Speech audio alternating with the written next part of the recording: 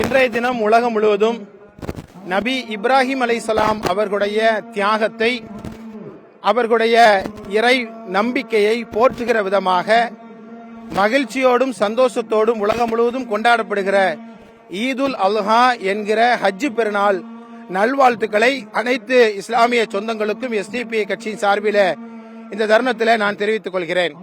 நபி இப்ராஹிம் அலைஹிஸ்ஸலாம் அவர்கள் தங்களுடைய வாழ்நாளில மிகப்பெரிய அன்பை இந்த மக்களின் மீது அவர்கள் செலுத்தினார்கள். இந்த தான் ஏற்றுக்கொண்ட கொள்கைக்காக வேண்டி மிகப்பெரிய தியாகங்களை எந்த விதமான கண்டிஷனும் இல்லாமல் இறைவனுக்காக செய்வதற்கு தயாராக இருந்தார்கள்.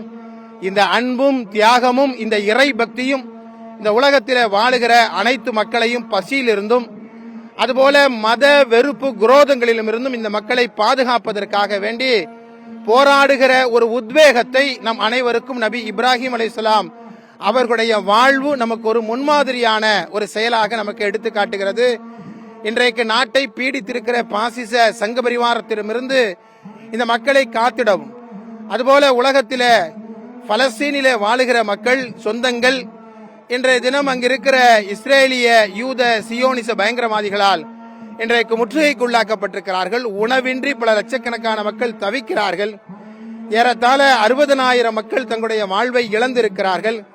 ஆயிரக்கணக்கான குழந்தைகள் இன்றைக்கு தங்களுடைய உயிர்களை இழந்து காயம் பட்டிருக்கிறார்கள். எனவே இந்த ஆபத்தான சூழலிலிருந்து அந்த மக்களை காத்திடவும் இந்தியாவில் வாழுகிற மக்கள் மத நல்லிணக்கத்தோடும் சமய நல்லிணக்கத்தோடும் வாழ்வதற்காக வேண்டி எத்தகையதொரு தியாகத்தையும் செய்வதற்கு இந்த ஹஜ் பெருநாள் இந்த நாளில அனைவரும் உறுதியேற்றவும் சபதமேற்றவும் இன்றைக்கு அனைவருக்கும் எஸ்டிபி கட்சி அறைகூவல் விடுக்கிறது.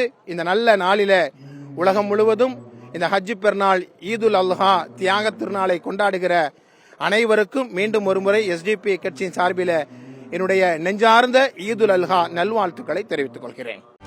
செய்திகளை உடனுக்குடனும் துல்லியமாகவும் தெரிந்து கொள்ள சப்ஸ்கிரைப் பண்ணுங்க.